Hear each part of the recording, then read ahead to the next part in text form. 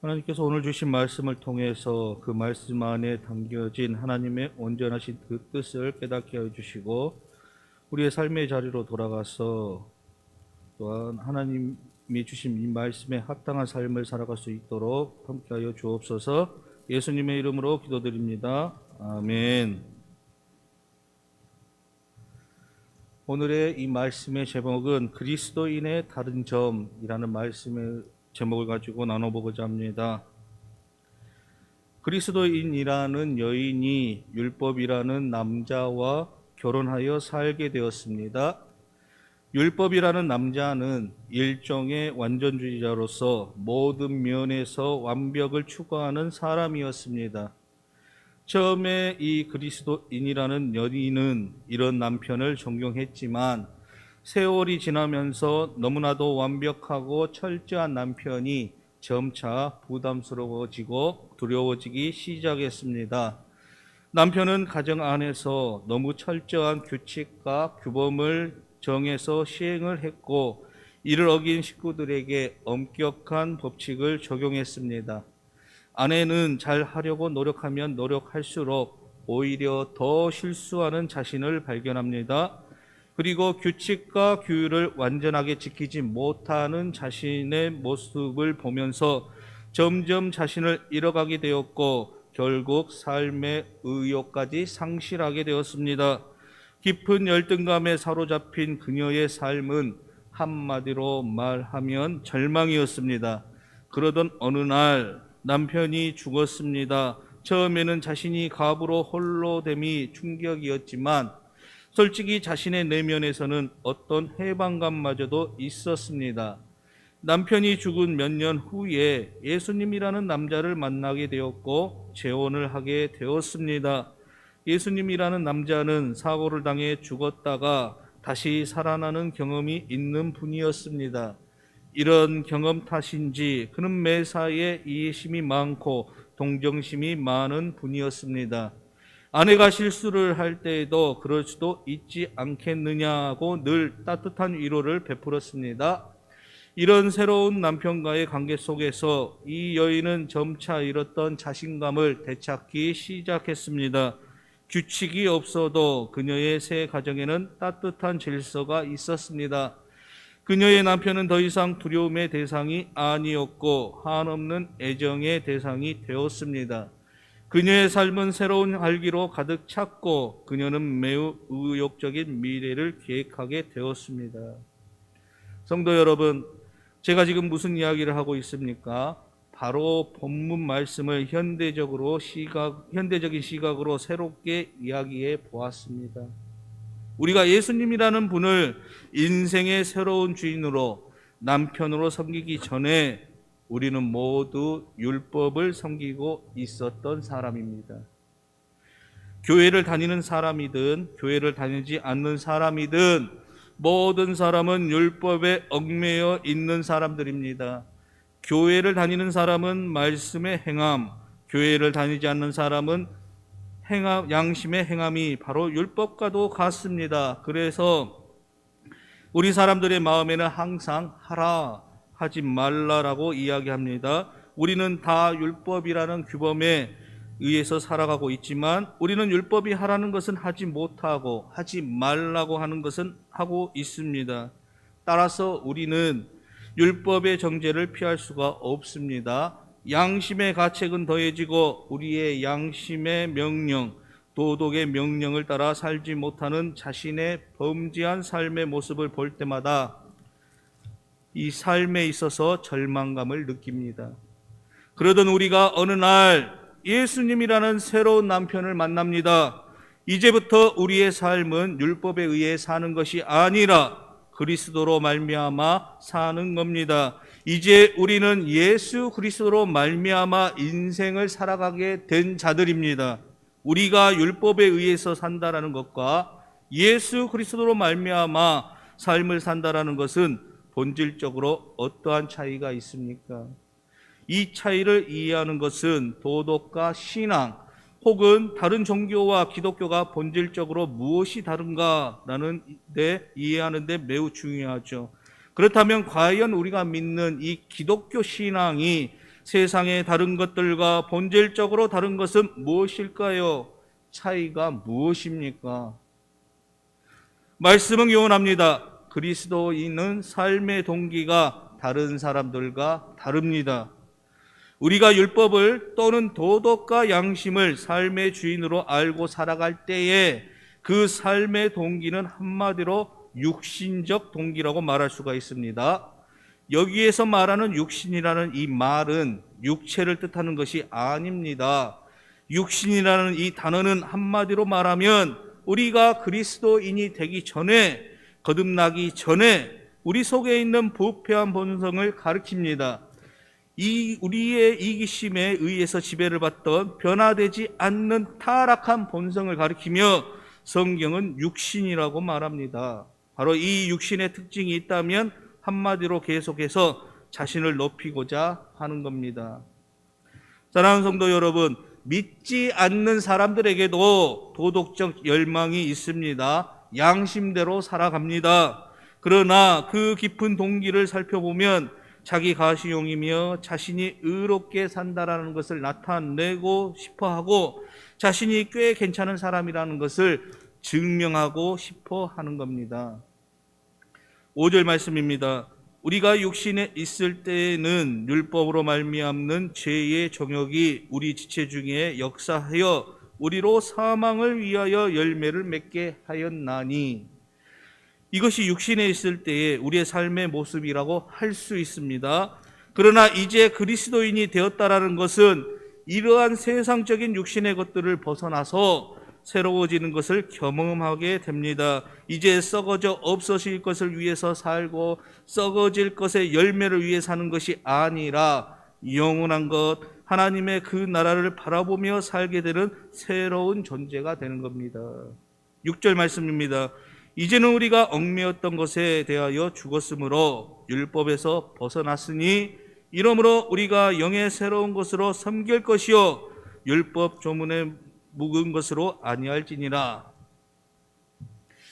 육의 것을 추구하는 것이 아닙니다. 이제는 영의 것을 추구하는 새로운 삶을 살아가는 겁니다. 즉, 이 땅에서 나만을 위해 사는 것이 삶의 최고의 목적이었지만 이제는 하나님을 위해서 사는 것이 내 삶의 최종의 목표가 되었습니다.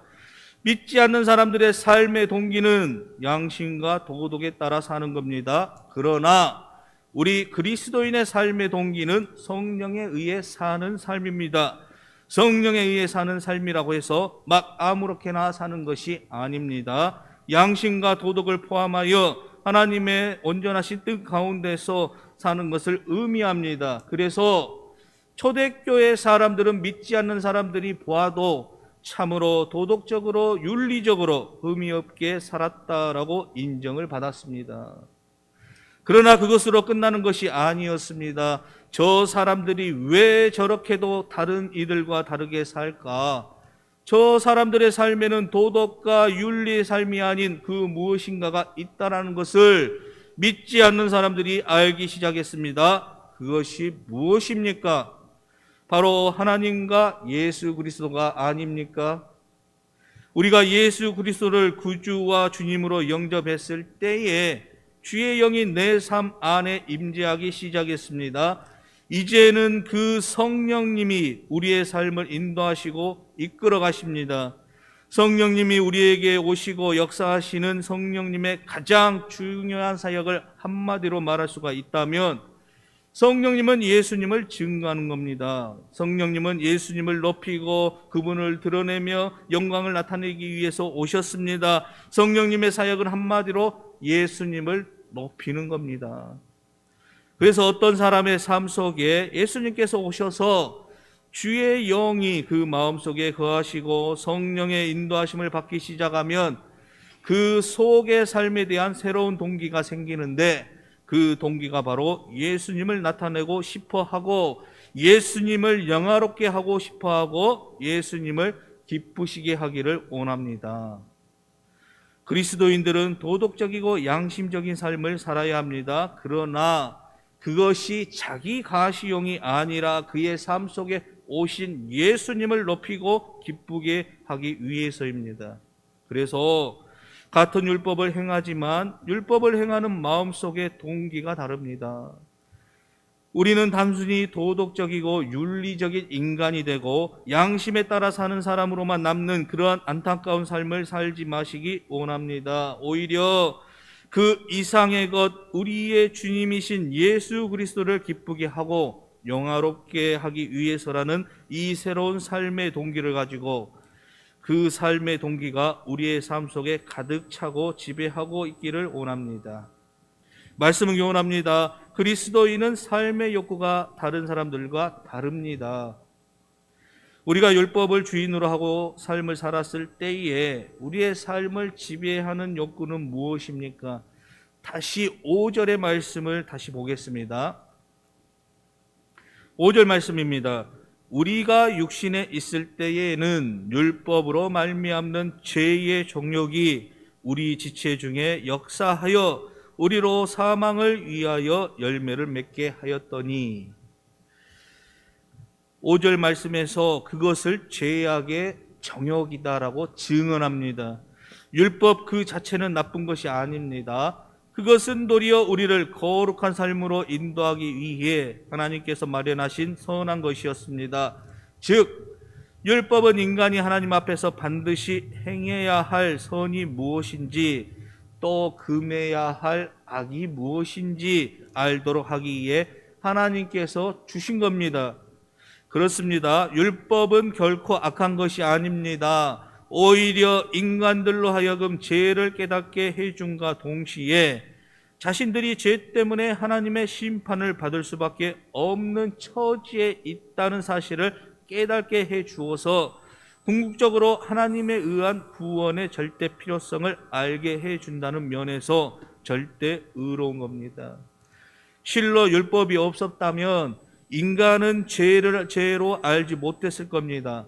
이러한 사실의 한 가지 예로 사도 바울은 가장 근본적이고 내면적인 탐심을 말합니다.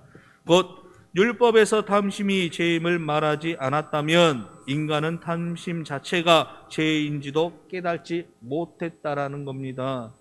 율법은 쉽게 말해서 성경의 말씀, 우리가 지켜야 할 하나님의 말씀들을 뜻합니다. 12절 말씀입니다. 이로 보건대 율법은 거룩하고 계명도 거룩하고 의로우며 선하도다. 여기에서 율법, 성경의 말씀들에 대해서 거룩한 것이며 의로운 것이며 선한 것이다 라고 말합니다. 하나님께서 이렇게 행하고 살아라 라고 말씀하신 율법에는 문제가 없습니다. 문제는 율법을 지켜야 하는 우리입니다. 사도 바울은 육신에 있을 때, 즉 타락한 옛사람의 본성으로 행할 때에는 율법으로 말미암는 죄의 정욕이 우리에게 넘쳤다라고 증언합니다.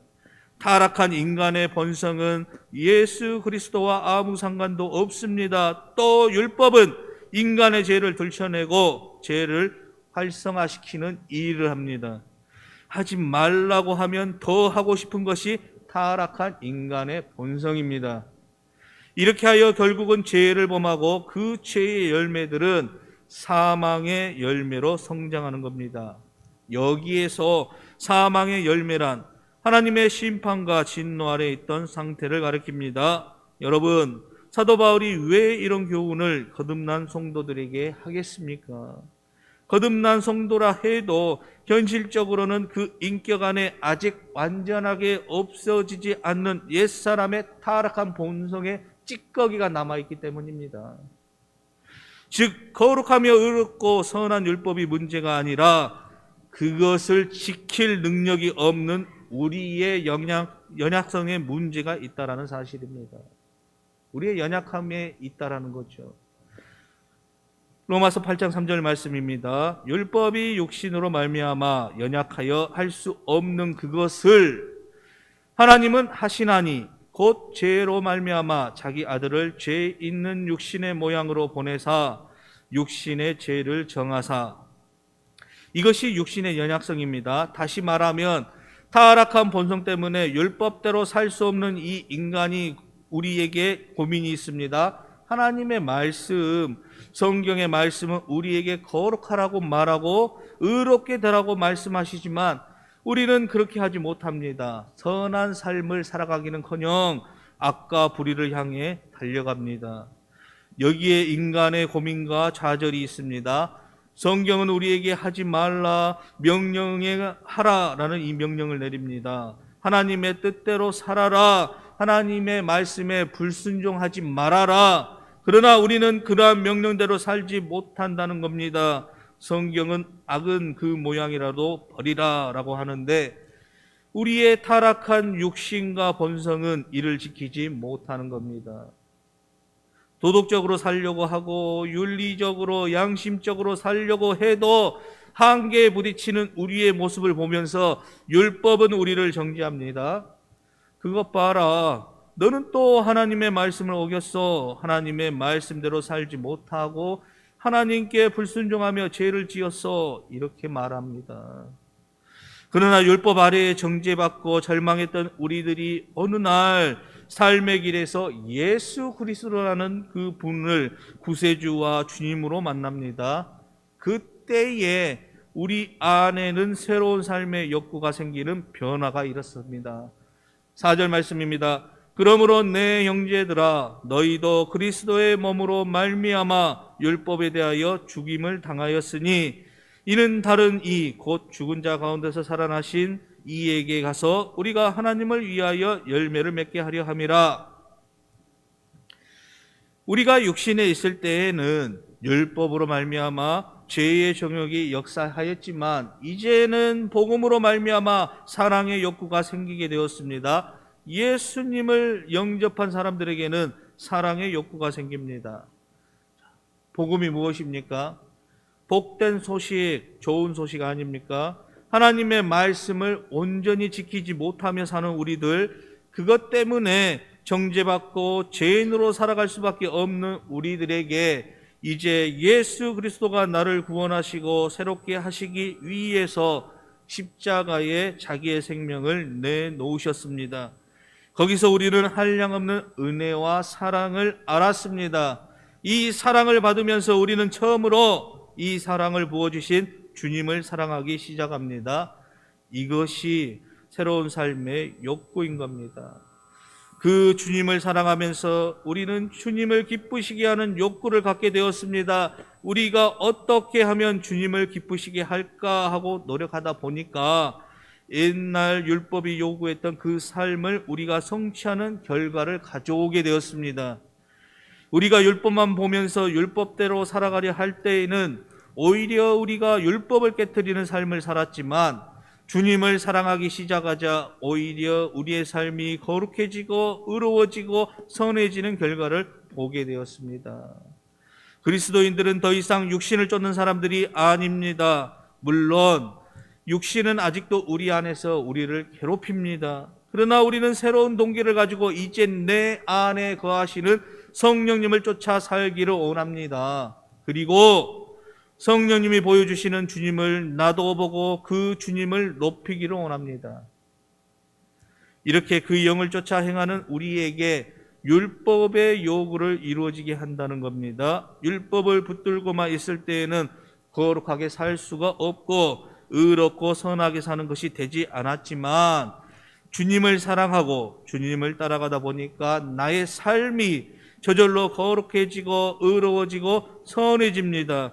그렇기 때문에 기독교는 율법주의는 아니지만 동시에 무율법주의도 아닙니다. 오히려 우리는 주님을 사랑함을 통해서 율법을 성취하는 놀라움의 결과를 가져오는 겁니다. 기독교는 단순히 도덕적 차원의 얽매인 종교가 아닙니다. 기독교는 단순한 도덕주의가 아니라 그 도덕을 넘어서는 겁니다. 기독교는 도덕을 제시하는 것이 아니라 예수 그리스도를 제시합니다. 예수 그리스도를 구세주와 주님으로 영접하고 그를 사랑하기 시작하게 되자 내 삶이 저절로 거룩해지는 겁니다. 이 얼마나 놀라운 변화입니까? 세상의 사람들도 사랑의 힘이 위대하다라고 이야기합니다. 그렇다면 그리스도의 사랑을 힘입은 우리들은 어떻겠습니까? 진지한 그리스도인의 삶에 일어난 놀라운 변화의 비밀은 도덕적인 변화가 아니라 사랑의 변화입니다. 그리스도의 사랑이 나를 강권합니다. 예수님이 내 삶의 주인이 되기 시작한 후부터 그를 기쁘시게 하기 위해 내 삶은 변화됩니다. 그리고 내 삶은 도덕을 능가하기 시작합니다. 여기 우리의 삶에 새로운 욕구가 생기기 시작합니다. 그것이 바로 사랑의 욕구입니다. 사랑의 욕구로 우리들의 삶이 넘치시기를 원합니다. 말씀은 교훈합니다. 그리스도인은 삶의 열매가 다른 사람들과 다릅니다. 육신에 있을 때에 우리를 지배하고 있었던 것은 죄의 정욕이었습니다. 죄의 정욕이고 사망을 위한 열매라고 해서 정말 우리가 생각하는 아주 나쁘고 안 좋은 그러한 삶을 말하는 것이 아닙니다. 쉽게 말하면 나를 위한 삶, 세상의 쾌락과 부귀와 명예와 권력 등을 위한 삶은 결국 나중에 아무것도 남기지 못하고 모두 사라져 없어져 버립니다. 내가 구원을 받고 천국에 가는데 아무런 도움이 되지 못한다는 사실입니다. 그러나 이제 예수님을 통해서 우리는 달라졌습니다. 이제 우리는 영원히 썩지 않을 열매, 하나님을 위한 열매를 맺기 위한 존재로 새롭게 변화되었습니다. 전에 내 육신의 생각대로 나의 마음대로 열매를 맺고 사단을 위해서 열매를 맺었던 우리가 이제는 하나님의 뜻대로 하나님을 위해서 열매를 맺는 존재가 되었습니다. 전에 육신의 열매를 맺었던 우리가 이제는 성령의 열매를 맺게 되었습니다. 이 두 가지 극적인 삶의 대조를 보십시오. 우리가 아직도 타락한 육신의 본성을 쫓고 있습니까? 아니면 이제는 예수님을 영접하고 우리 안에서 역사하시는 성령님을 쫓아 행하고 있습니까? 우리를 인도하시고 우리와 함께 하시고 우리를 이끌어 가시는 성령님을 쫓아갈 때에 우리의 삶 속에 맺어지는 그 놀라운 열매, 그 풍성함의 열매를 아십니까? 우리가 성령을 쫓아 행하면 육체의 욕심을 이룰 필요가 없습니다. 이제 무엇을 안 하겠다고 결심하는 것이 아닙니다. 성령님의 인도하심대로 주님 기뻐하시는 일을 하기로 적극적으로 결단해 보시기 원합니다. 우리가 육체에 따라 살면 육체의 열매를 맺습니다. 갈라디아서 5장 19절에서 21절 말씀입니다. 육체의 일은 현저하니 곧 음행과 더러운 것과 호색과 우상 숭배와 술수와 원수를 맺는 것과 분쟁과 시기와 분냄과 당 짓는 것과 불리함과 이단과 투기와 술 취함과 방탕함과 또 그와 같은 것들이라. 이런 것들이 사망의 열매입니다. 그러나 성령님을 쫓아갈 때는 어떠한 열매를 맺게 됩니까? 갈라디아서 5장 22절에서 23절 말씀입니다. 우리 다들 잘 아시는 말씀이죠.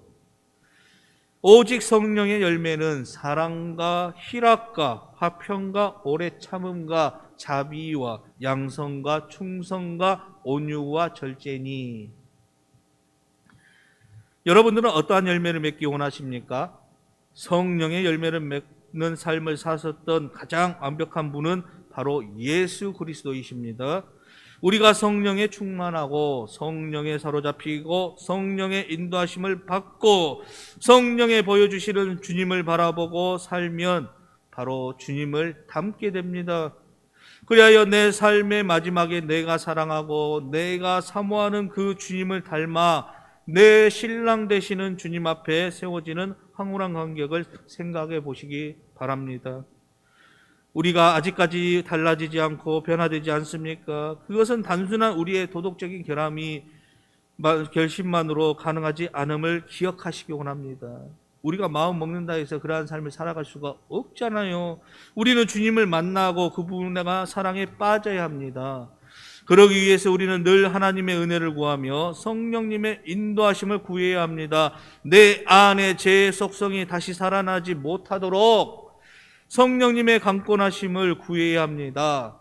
그리할 때 우리의 죄악된 습성이 죽고 주님이 주시는 새로운 동기와 욕구로서 새로운 열매, 성령의 열매를 맺는 삶을 살 수가 있습니다. 이제 내 힘과 내 능력으로가 아니라 오직 주님이 주신 능력으로, 성령의 능력으로 이 새로운 삶, 또 이 새로운 열매를 맺는 삶이 될 수 있기를 원합니다. 우리는 본문 말씀을 통해서 육신과 율법으로 사는 삶과 그리스도와 영을 통해 사는 삶을 교훈받았습니다.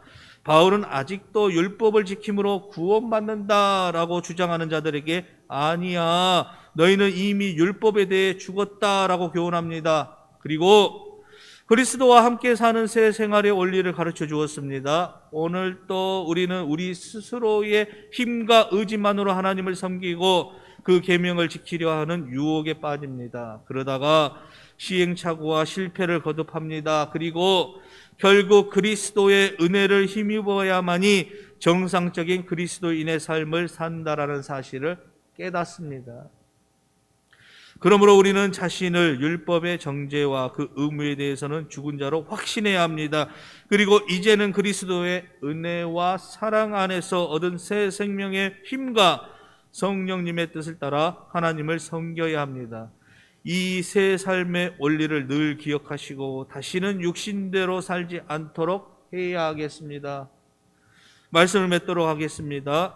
오늘 우리는 예수 그리스도를 만나고 믿는 그리스도인과 율법에 의해 살아가는, 그리고 양심과 도덕을 쫓아 살아가는 사람들의 차이를 함께 나누었습니다.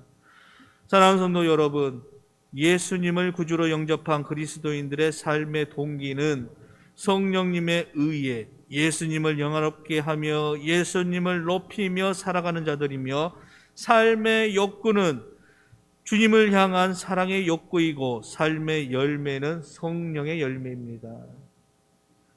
성령님을 의지하여 예수님을 드러내고 높이며 주님을 향한 사랑으로 율법을 완성하고 성령의 9가지 열매를 주렁주렁 맺어 믿음으로 살아가는 주님의 귀한 백성들의 삶을 되시기를 주님의 이름으로 축원합니다. 아멘. 기도하시겠습니다. 하나님, 저희들은 연약합니다.